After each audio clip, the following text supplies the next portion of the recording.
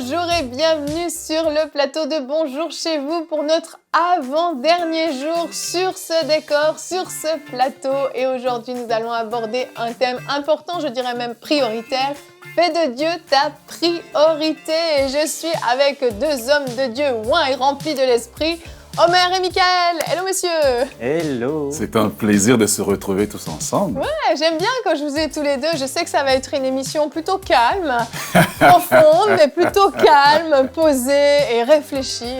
Vous mettez cette atmosphère-là tous les deux, mais j'aime bien vous avoir tous les deux. Vous êtes une belle équipe en tout cas.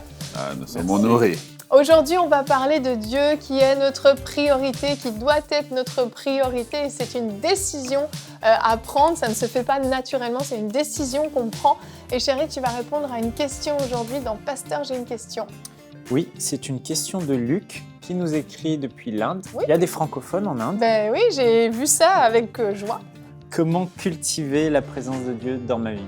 Oui, donc tu répondras tout à l'heure à cette question.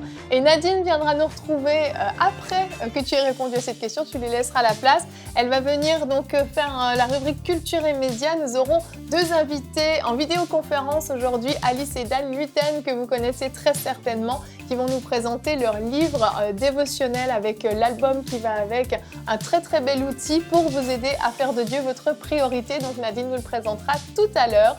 Et pour l'instant, nous allons commencer cette émission avec toi, Omer, dans la pensée du jour.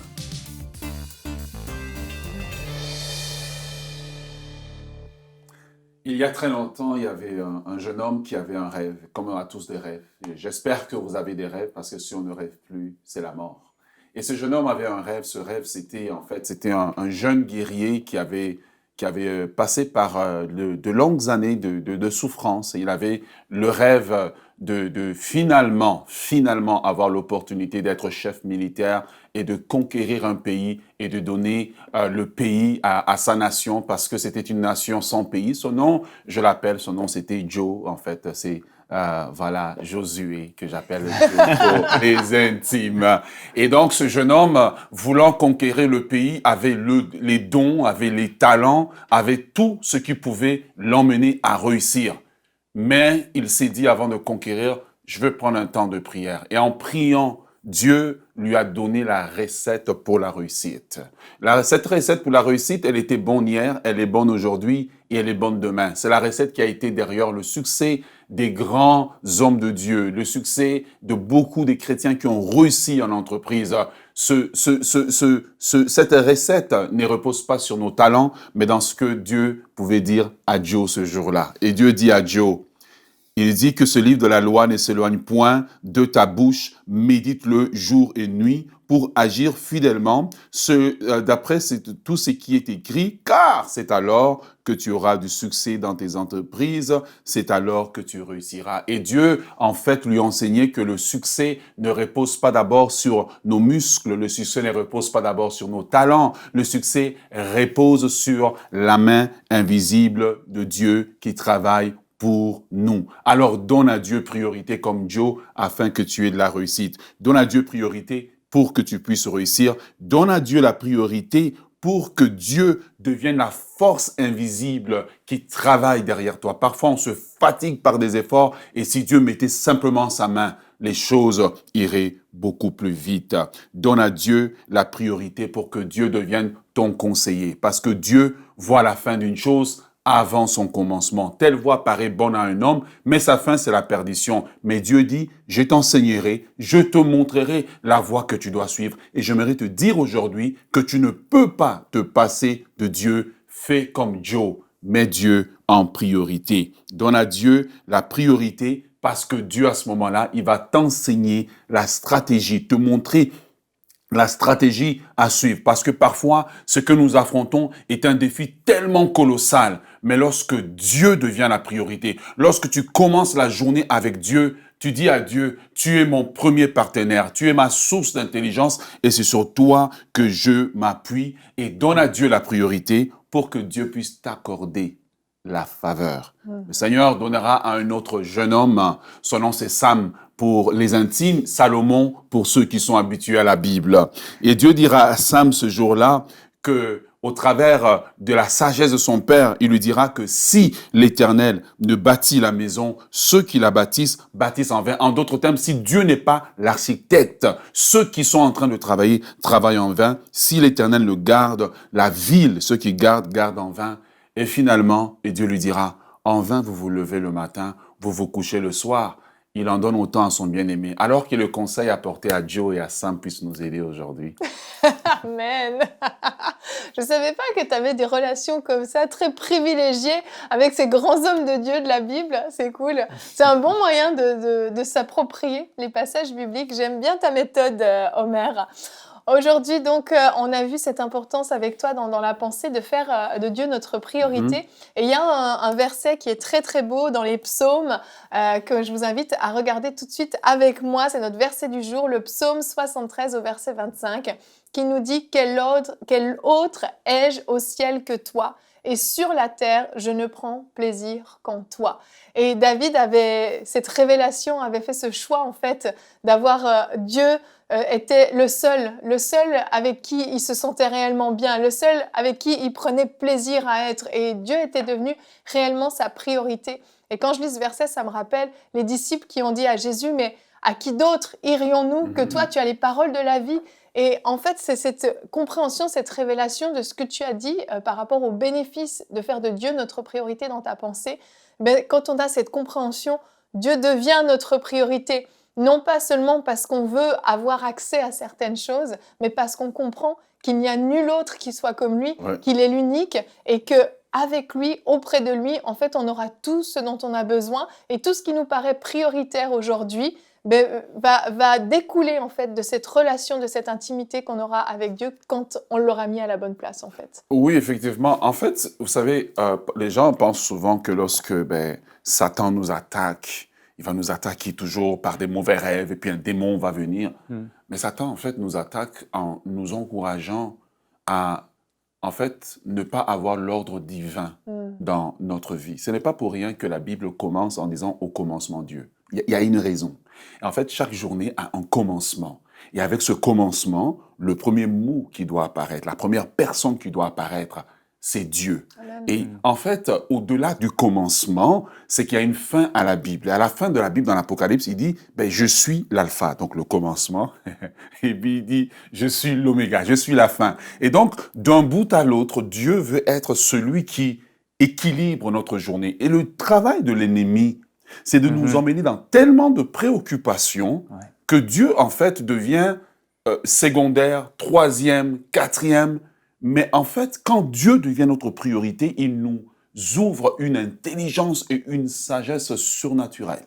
Amen. Et c'est ce que je vois, c'est ce que je vis, un conseil, un murmure comme ça dans notre esprit. Mais pourquoi tu fais pas telle chose comme ça? Parce que Dieu est le conseiller, pas du matin, mais le conseiller permanent de ma journée, qui m'accompagne par des doux murmures, par des idées qu'il m'injecte autour de moi. Et c'est là maintenant. Et l'ennemi, c'est ce qu'il ne veut pas. Ouais. C'est clair, c'est le piège en fait, c'est ça. Et c'est le piège tellement facile, grossier, mais dans lequel on tombe si facilement. Parce que les distractions sont là, parce que la chair a ses désirs, a ses envies, et puis il y a une tentation qui arrive, une chose qui arrive, et puis finalement, je fais ça, puis finalement, on repousse ce temps avec Dieu, on repousse ce temps de méditation, on repousse ce temps de prière en se disant je vais d'abord faire ça, puis après. Puis finalement, il y a autre chose. Les anglophones, ils ont donné un nom à ça, les Américains. Ils disent busy. Busy en anglais? Busy. Ouais. Et ça veut dire be under Satan yoke. Être sous le joug de Satan. J'ai entendu ça. Si. Et c'est justement le fait d'être trop occupé. C'est sa tactique, busy, pour être sous son joug. Excellent, c'est pas mal. Et Satan aime nous tenir occupés. Et parfois, on pense, en fait, c'est ça que le psalmiste disait, que je citais, le psaume 127, versets 1 et 2. Nous pensons que le succès est en fait dans la somme de nos occupations et de nos préoccupations.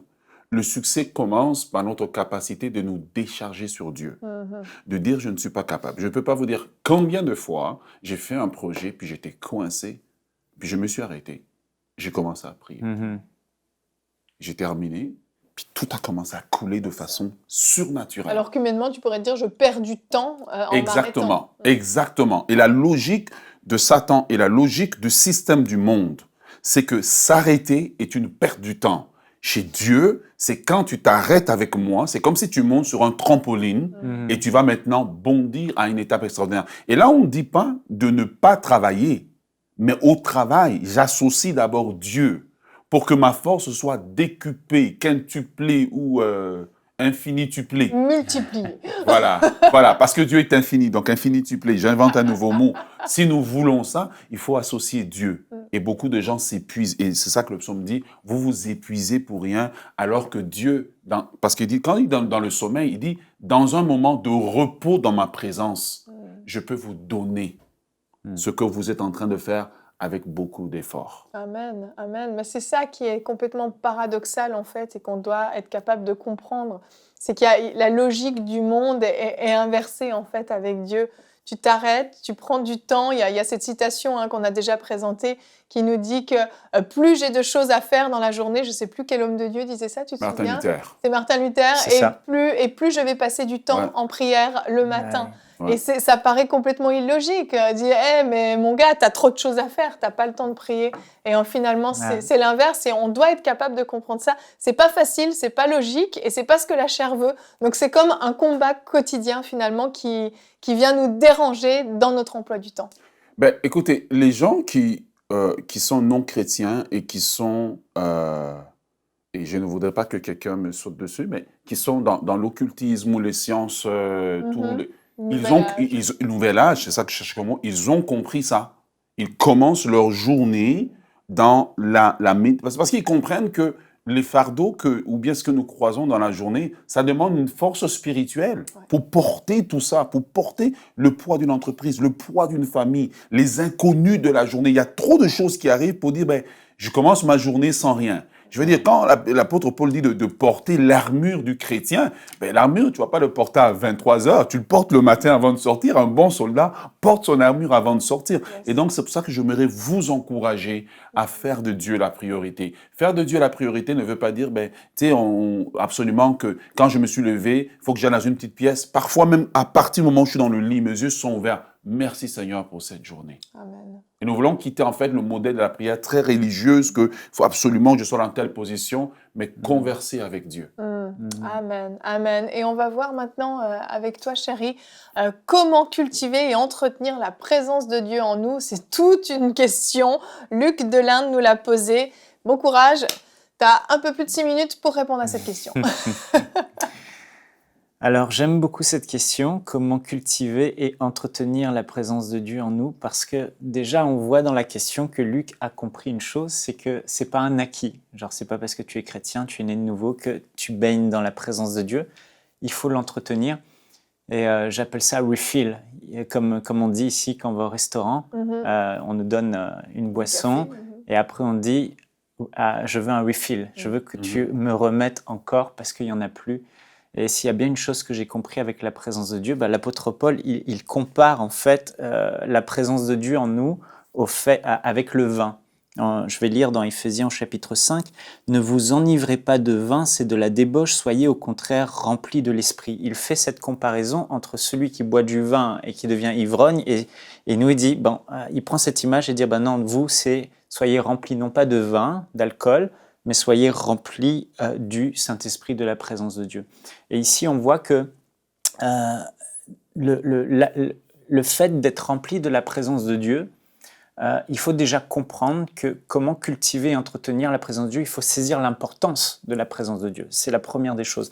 Si on croit que quelque chose est important, on va se donner du temps pour avoir cette chose, parce qu'à nos yeux, c'est important. Donc je dirais que la première des choses, c'est comprendre l'importance. Et l'alcoolique, il comprend, l'ivrogne, il comprend l'importance du vin, parce que quand il prend le vin, tout à coup, il va oublier ses problèmes, il va oublier ses soucis, et il va commencer à développer certaines facultés qu'il n'avait pas avant. Et sous l'effet du vin, de l'alcool, il devient une autre personne. Enfin, il devient peut-être la pire version de lui-même. Mais Paul compare ça parce que c'est exactement la même chose avec la présence de Dieu. Quand on est rempli de la présence de Dieu, de l'eau de l'esprit, il se passe un changement dans notre façon d'être. Notre comportement change, la paix s'installe, la foi s'installe, l'assurance s'installe, la patience s'installe. Littéralement, on devient une autre personne. Il n'y a plus besoin d'apprendre. on le vit et ça coule en nous. Et ça, c'est précieux. Quand on comprend ça, déjà, on se dit « Oh, comment je peux m'en passer ?» J'ai appris ce que c'est qu'une vie où je ne suis plus sous l'influence de sa présence. Et je sais que je ne peux pas m'en passer parce que quand je suis rempli de sa présence, je suis la meilleure version de moi-même. Et l'alcoolique, l'alcool, en fait, quand tu prends du vin, ça fonctionne un certain temps et après ça s'arrête. Il peut être pendant plusieurs heures, de longues heures, voire jours sous l'influence de l'alcool, mais après il sait qu'il faut encore en reprendre pour être sous l'influence. Et c'est ce qui se passait avec les apôtres. Ils étaient là, ils priaient, ils étaient remplis du Saint-Esprit, ils devenaient des surhommes remplis de foi, d'audace et des fruits de l'Esprit, ils chamboulaient le monde. Et puis à un moment donné, ça s'étiolait, ils avaient besoin d'être à nouveau remplis et ils se remplissaient constamment pour être ce qu'ils devaient être et laisser Christ se manifester pleinement en eux. Donc vraiment, il faut saisir déjà cette importance. Et comment donc être rempli, puisqu'il faut se remplir, c'est dans une relation avec Dieu, dans passer du temps avec Dieu, c'est le seul moyen. La Bible dit dans Ésaïe 55, j'ai le passage, je vais le lire. Vous tous qui avez soif, venez aux eaux, même celui qui n'a pas d'argent, venez acheter, manger, venez acheter du vin et du lait sans argent, sans rien payer. Venez aux eaux. Le prophète Jérémie a dit de la part de Dieu, vous vous creusez des citernes crevassées qui ne retiennent pas l'eau et vous m'avez oublié, moi qui suis une source, la source de vie, d'eau vive, la source d'eau vive. Donc c'est en allant vers Dieu qu'on est au contact de la source d'eau vive de Dieu. Dans les temps anciens, l'alcoolique qui voulait prendre du vin, il allait voir le vigneron au vignoble et puis il prenait du vin. Là, c'est pareil, le seul moyen d'être rempli, c'est de passer du temps avec Dieu. C'est là où il y a ces eaux vives qui vont nous remplir et nous remplir sans cesse. Alors, je dirais que beaucoup de gens disent, pour être rempli, il faut prier, mais la réalité, c'est que beaucoup de gens prient et ne sont pas remplis. Parce que ce qui est plus important, c'est les dispositions du cœur quand on va prier. Donc l'emphase vraiment ne doit pas être mise sur uniquement l'action de prier ou de méditer la Bible, c'est essentiel. Il faut passer du temps avec Dieu, méditer la Bible, prier pour être rempli de sa présence. Mais si on ne le fait pas avec les bonnes dispositions de cœur, ça ne va pas marcher. Donc le tout, c'est de se disposer dans son cœur. La Bible dit « Venez vous tous qui avez soif ». Si vous voulez ressentir la présence de Dieu, vivre et sentir, être rempli de la présence de Dieu, le premier critère, c'est la soif. Toutes les fois où je vais dans la présence de Dieu pour prier sans avoir soif, il ne se passe rien. Mais quand j'ai soif, quand je m'attends à quelque chose, quand je veux vivre quelque chose, quand je veux découvrir Dieu, il se passe quelque chose. Donc j'aimerais vous dire, développez la soif, cultivez la soif, ayez soif. C'est la plus grande clé que j'ai, c'est la soif. J'ai soif de te connaître, j'ai soif de t'aimer, j'ai soif de te découvrir, j'ai soif de vivre quelque chose, j'ai soif d'entendre ta voix. Je viens avec une envie, un désir, et là, ce qui se passe, c'est que Dieu voit notre cœur, et il le fait. L'apôtre Paul dit dans Éphésiens 5, « Ne vous enivrez pas de vin, c'est de la débauche, mais soyez au contraire remplis de l'esprit. Entretenez-vous par des psaumes, par des hymnes, par des cantiques spirituels, chantant et célébrant Dieu de tout votre cœur, les louanges du Seigneur. » Ici, il donne une autre clé, il continue en disant « Rendez continuellement grâce pour toutes choses à Dieu le Père au nom du Seigneur Jésus-Christ. » Ici, il parle de la louange et de l'adoration. Quand on vient dans la présence de Dieu, si on veut être rempli de sa présence, il ne faut pas être centré sur nous-mêmes. Il faut détourner nos regards de nous.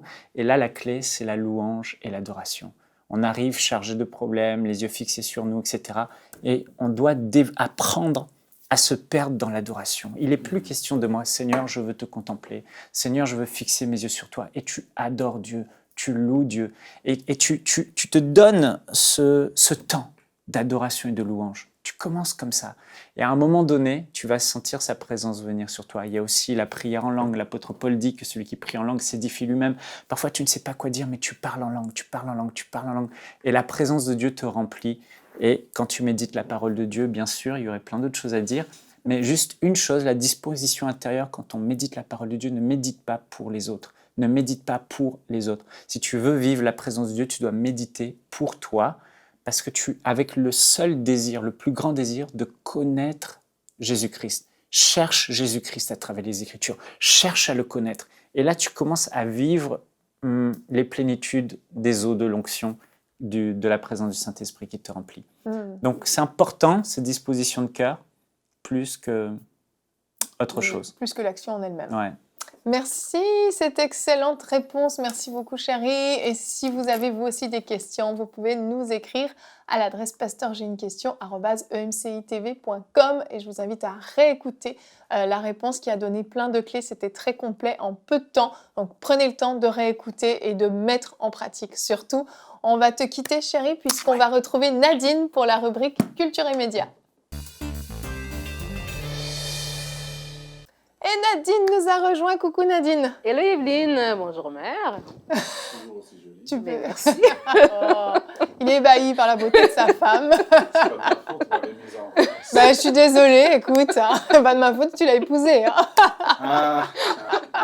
Comment ça va? Ça va bien et toi? Oui. Donc aujourd'hui, tu nous présentes donc un livre, un album et tu as des invités qui sont avec Oui, nous. aujourd'hui nous avons des invités en Zoom. Si vous ne les connaissez pas, vous allez les découvrir, Dan et Alice Luitin. Mais sinon, j'ai pas dit comme il faut. C'est Leuten que je voulais dire en fait. Parce que c'est hollandais. Parce que c'est hollandais. Écoute, j'ai fait des recherches. Écoute, je maîtrise ma rubrique. Alors, ils vont venir nous présenter Ma Dévotion, ce livre d'un dévotionnel en fait. Et on va les laisser se présenter à nous. Bonjour Dan et Alice. Salut Nadine, salut tout le monde. Bonjour tout le monde. Comment vous allez aujourd'hui? Oui, on va très très bien.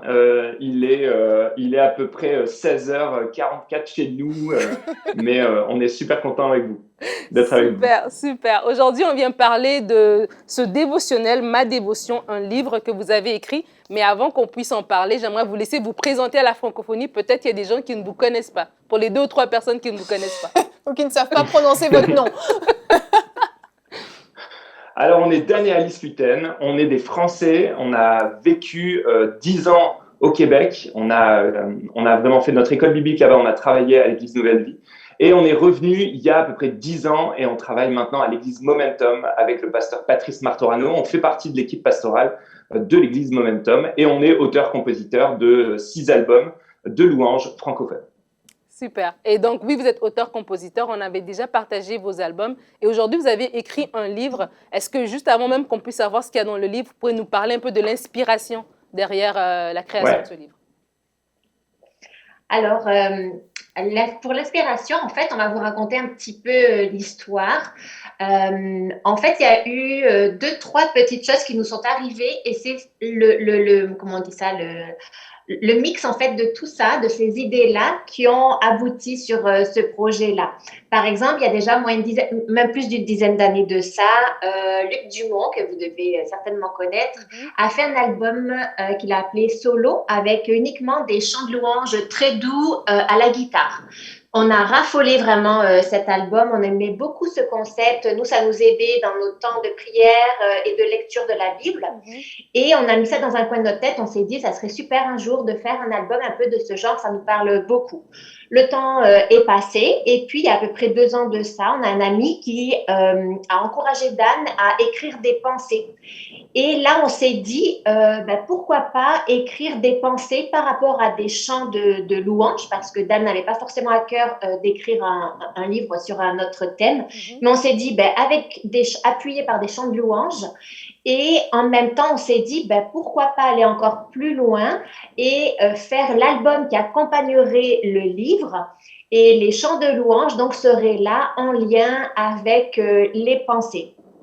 Donc, voilà comment le projet est né. On a une amie qui également avait à cœur de nous aider à écrire. Donc, sur le livre, vous verrez, c'est marqué Alice et Dan Luiten avec Marie Agostini parce que c'est vraiment elle qui a écrit avec nous.